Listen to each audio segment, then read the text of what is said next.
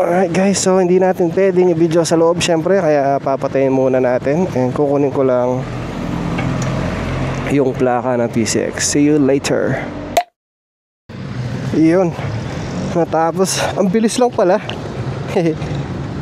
So ngayon, check ko lang ang temperature niya. Kailangan ko ng pagas. Napakabilis. O kaya mamaya na lang. Pag umandar na siya, refill. Ano pa ba yung mga gasolinahan dito?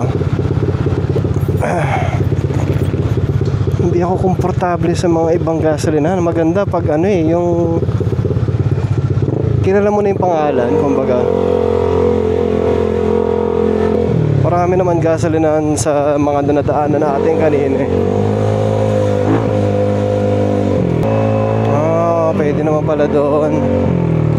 Tapos dito